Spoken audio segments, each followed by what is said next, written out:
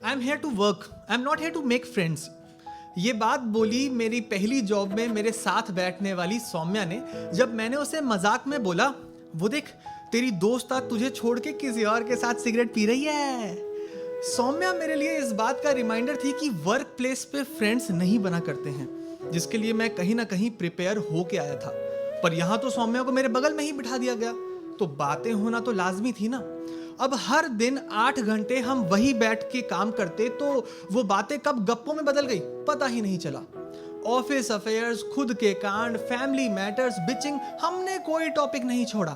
कभी कभी हमारी बातें इतनी मजेदार हो जाती कि रुक के मैं खुद को याद दिलाता कि she is just being friendly, she is not a friend. With time हमारे बीच डिसएग्रीमेंट्स आए, झगड़े हुए, पास में बैठ के भी एक दूसरे से पूरा पूरा दिन बात नहीं की हमने।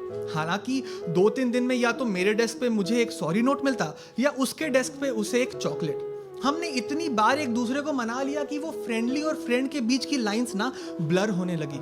मैं उसे मना करने लगा कि यार इतनी सिगरेट मत फूका कर, और वो भी मुझसे अपनी वल्नरेबल बातें शेयर करके रो लिया करती। वो जब अपने घर में मूवी का प्लान बनाती दोस्तों के साथ, तो मुझे भी इन्वाइट कर लेती और मैं भी अपने शोज पे उसे बुला ही लेता था। हालांकि कोई ना कोई वीकेंड प्लान्स के वजह से वो आती नहीं थी कभी। वैसे जगह एक और थी जहां वो नहीं आई कभी, मेरे नए डेस्क पे, क्योंकि डिपार्टमेंट शिफ्ट के वजह से मेरी सीट चेंज हो गई थी। जब मैं अपना सामान लेके जाने लगा तो कहती, अरे यार अब किसका सिर खाऊंगी मैं। मैंने कहा ऑफिस नहीं चेंज हो रहा, मेरा सीट ही हुई है, बगल में ही हूं तेरे। ऐसा लग रहा था कि स्कूल के 2 सबसे टॉकटिव बच्चों को अलग कर दिया गया हो, पर वो बच्चे भी ना कोई रास्ता निकाल ही लेते हैं बात करने का।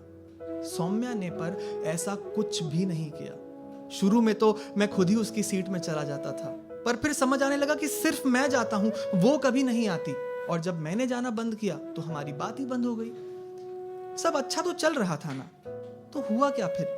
क्या ये उसके लिए सिर्फ एक कन्वीनियंस की दोस्ती थी, या मैं ही उसे फ्रेंड समझ रहा था और उसने सिर्फ मेरे साथ फ्रेंडली बिहेवियर किया था?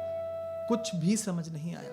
पर एक बात जरूर समझ में आई, वो ये कि लोगों के नाजुक से दिल यूं ही जल्लाद नहीं बनते। लोगों के नाजुक से दिल यूं ही जल्लाद नहीं बनते। याद रखूंगा दोस्त कभी कॉलेज के बाद नहीं बनते।